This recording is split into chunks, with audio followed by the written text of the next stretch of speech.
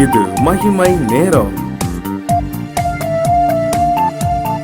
பிதாவாகிய தேவனாலும் கர்த்தராகிய இயேசு கிறிஸ்துவினாலும் உங்கள் எல்லாருக்கும் கிருபையும் இரக்கமும் சமாதானமும் உண்டாவதாக. இந்த நாளின் செய்திக்காக நான் எடுத்துக்கொண்ட வேத வசனம் மார்க்கு 13வது அதிகாரம் 33வது வசனம். அக்காலத்தை நீங்கள் அறியாதபடியால் எச்சரிக்கையாயிருங்கள், விழித்திருந்து ஜெபம் பண்ணுங்கள். அக்காலம், கடைசி காலம், இயேசு கிறிஸ்து வரப்போகிற நாள். இந்த கடைசி காலத்தை நாம் அறியாதிருக்கிறபடியினால் விழித்திருந்து ஜெபம் பண்ணுங்கள்.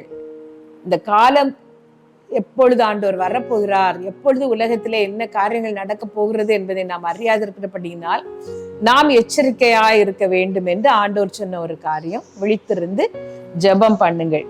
மார்க்கு 13வது அதிகாரம், மத்தேயு 24வது அதிகாரம், லூக்கா 21வது அதிகாரம், இந்த 3 அதிகாரங்களும் கடைசி காலத்தை பற்றி, ஆண்டவருடைய வருகை சமீபமா இருக்கிற நாட்களை பற்றி இயேசு கிறிஸ்து சொன்ன காரியங்கள் இந்த 3 அதிகாரங்களிலேயும் பட்டியலிடப்பட்டிருக்கிறது. இந்த 3 அதிகாரங்களிலேயும் நிறைய தடவை எச்சரிக்கையாயிருங்கள் என்று கர்த்தர் சொல்லி இருக்கிறார். காலத்தை அறியாதிருக்கிறபடியினால் நமக்கு தெரியாது, அவர் திருடன் வருகை போல அவருடைய வருகை இருக்கும், அவர் நம்மை சந்திக்கும் காலம் இது என்று நமக்கு தெரியாது. ஆகவே நாம் விழித்திருக்க வேண்டும் என்று சொல்லி வேத வசனம் நமக்கு ஆலோசனை சொல்லுகிறது. நாம் விழித்திருந்து ஜெபம் பண்ண வேண்டும் என்று சொல்லி இந்த கடைசி காலத்தை பற்றி வேதம் சொல்லும் பொழுது எச்சரிக்கையா இருக்க வேண்டும் என்று சொல்லி 3 காரியங்களை சொல்லுகிறது. இந்த 3 அதிகாரத்தையும் நாம் கவனமாக பார்க்கும் பொழுது 3 காரியங்கள் சொல்லப்பட்டிருக்கிறது. ஒன்று, லூக்கா 24வது அதிகாரம் 4வது வசனம், மார்க்கு 13வது அதிகாரம் 5வது வசனம். இந்த 2 இடத்திலேயுமே சொல்லப்பட்டிருக்கிற ஒரு காரியம், வஞ்சியாதபடி, ஒருவரும் உங்களை வஞ்சியாதபடிக்கு எச்சரிக்கையா இருங்கள். ஏனென்றால் இயேசு கிறிஸ்து சொல்லி இருக்கிறார், கூடுமானால் தெரிந்து கொள்ளப்பட்டவர்களையும் வஞ்சிக்கத்தக்கதாக அடையாளங்களையும் அற்புதங்களையும் செய்வார்கள். இந்த தெரிந்து கொள்ளப்பட்டவர்கள் விசேஷமானவர்கள். வேதத்திலே இயேசு கிறிஸ்து ஒரு கல்யாணத்தை பற்றி ஓமையை சொல்லும் பொழுது, அவர் தம்முடையவர்களை, அந்த ராஜா தன்னுடையவர்களை அழைக்கிறார். அவர்கள் வராத பொழுது தெருவிலே போய் எல்லாரையும் என் மகனுடைய திருமணத்திற்கு வா என்று கூப்பிட சொல்லுகிறார். அப்படியே அந்த கல்யாண சாலை விருந்தாளிகளால் நிறைந்தது. எல்லாரும் வந்திருக்கிறார்கள். அந்த கல்யாண சாலையை ராஜா பார்க்க போன பொழுது அதிலே ஒருவன் கல்யாண வஸ்திரம் இல்லாதவனாக இருக்கிறான். அவனை புறம்பே போடுங்கள் என்று சொல்லிவிட்டு அடுத்த வசனம் சொல்லும், அப்படியே தெரிந்து கொள்ளப்பட்டவர்கள் சிலர், அழைக்கப்பட்டவர்களோ அநேகருக்கு அழைப்பு விடுவிக்கப்படுகிறது. ஆனால் இந்த தெரிந்து கொள்ளப்பட்டவர்கள் கல்யாண வஸ்திரம் தரித்தவர்களாக இருக்க வேண்டும். அவர்களுக்குள்ளே மாறுதல்கள் வந்திருக்க வேண்டும். வித்தியாசமானவர்கள், அந்த கல்யாணத்துக்குரிய வஸ்திரம் அவர்கள் தரித்திருக்க வேண்டும். அவர்கள் தான் தெரிந்து கொள்ளப்பட்டவர்கள். அவர்கள் எளிதாக வஞ்சிக்கப்படாத ஜனம் என்று நாம் அறிகிறோம். ஆனால் இயேசு கிறிஸ்து சொல்லுகிறார், இந்த கடைசி காலத்திலே இந்த தெரிந்து கொள்ளப்பட்டவர்களும் வஞ்சிக்கப்படுவார்களாம். கூடுமானால் அவர்களையும் வஞ்சிக்கத்தக்கதான அடையாளங்களையும் அற்புதங்களையும் இந்த அந்து கிறிஸ்து செய்வான் என்று வேதவசனம் சொல்லுகிறது. அற்புதங்களையும் அடையாளங்களையும் பார்த்து ஐயோ இப்படியெல்லாம் நடக்குமா என்று அவர்கள் கூட ஏமாந்து போகலாம் என்று வேதவசனம் சொல்லுகிறது. அப்போ வஞ்சிக்கப்படாத படிக்கு நாம் எச்சரிக்கையா இருக்க வேண்டும். அற்புதம் நடக்கிற இடங்களில் எல்லாம் கர்த்தர் இருக்கிறார் என்று நாம் நம்பிவிட கூடாது. அவர்களுடைய நடக்கை பார்த்து அவர்களை நாம் அறிந்து கொள்ள வேண்டும் என்று வேதவசனம் சொல்லுகிறது. அழகாக பேசுகிறார்கள் என்பதற்காக நாம் ஏமாந்து விடக்கூடாது என்று வேதவசனம் சொல்லுகிறது. கர்த்தருக்கு ஏற்ற வார்த்தைகளை தானா பேசுகிறார்கள். அவருடைய ஊழியத்தின் மூலமும் வார்த்தைகளின் செயல்களின் மூலமும் கர்த்தருடைய குணப்படுத்தப்படுகிறார் என்பதை அறிகிற அறிவு நமக்கு வேண்டும். வஞ்சிக்கப்படாத படிக்கு எச்சரிக்கையா இருங்கள் என்று வேதவசனம் நமக்கு சொல்லுகிறது. 2வது 24வது அதிகாரம், மத்தேயு 24வது அதிகாரம் 6வது வசனத்திலே நாம் ஒரு காரியத்தை பார்க்கிறோம்.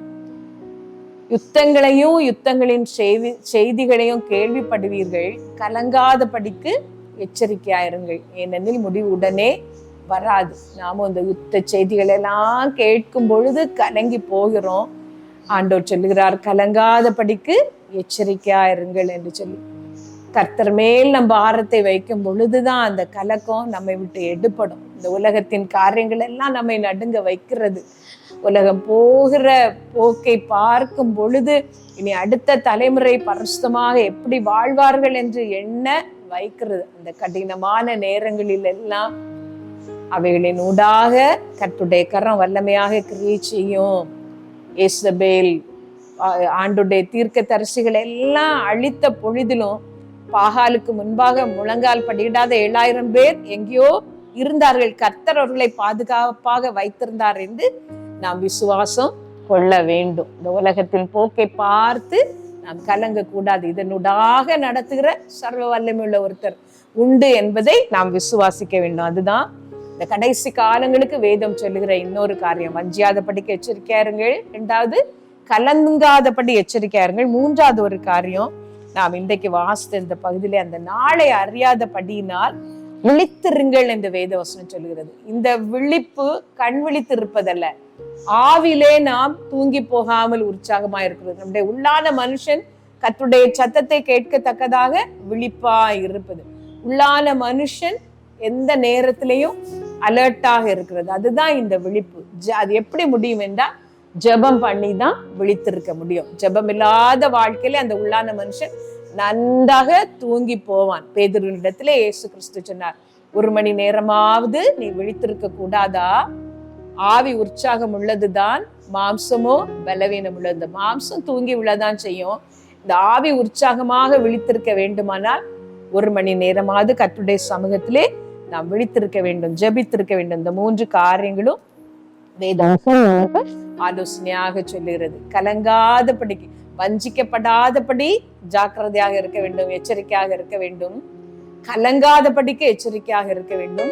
ஜெபிப்பதிலே விழிப்பாக இருக்க வேண்டும். ஜெப வாழ்க்கை அணைந்து போகாதபடி நாம் கவனமாக இருக்க வேண்டும். எதை செய்தால் உங்களுடைய ஆவிக்குரிய வாழ்க்கை, ஜெப வாழ்க்கை திரும்பவும் கட்டப்படுகிறதோ அதை நீங்கள் செய்து கொண்டே இருக்க வேண்டும். வேத வாசிக்கும் பொழுது, ஆண்டவருடைய மன்னாவினால் நிரம்பும் பொழுது உங்கள் ஜெப வாழ்க்கை உற்சாகமா இருக்கிறது என்றால் அதை நீங்கள் செய்து கொண்டே இருக்க வேண்டும். தேவன் தாமே இப்படி எச்சரிப்பா இருக்க உங்களுக்கு உதவி செய்வாராக. நாம் ஜெபித்து முடிக்கலாம். சர்வ வல்லமையுள்ள எங்கள் நல்ல தகப்பனே, இந்த 7 நாட்களும் நாங்கள் எச்சரிப்பாக இருக்க வேண்டிய காரியங்களை எங்களுக்கு நீர் போதித்தீர்.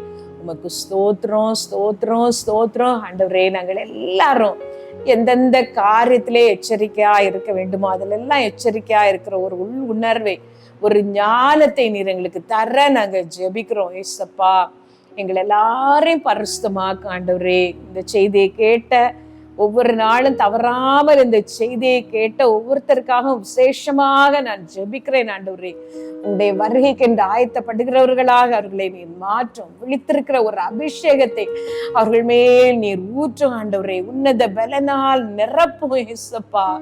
இருக்கிற இடங்கள்ல உங்களுடைய பலன், உங்களுடைய வல்லமை அவர்களை நிரப்பும்படி நான் ஜெபிக்கிறேன். சோர்ந்து போகிறவர்களுக்கு நீர் பலன் கொடுக்கிறவர், சத்துவமில்லாதவர்களுக்கு சத்துவத்தை பெருக பண்ணுகிறவர், காத்திருக்கிறவர்கள் ஓடினால இழைப்படையாதபடி செட்டைகளை அடித்து பறக்க பண்ணுகிறவர். அந்த அபிஷேகத்தை எங்கள் ஒவ்வொருவருக்கும் தாரம்பா. ஒவ்வொருவர் மேலும் ஊற்ற எங்களை ஆசீர்வதியும். இந்த மகிமை டிவிக்காக ஜெபிக்கிறோம் ஏசப்பா.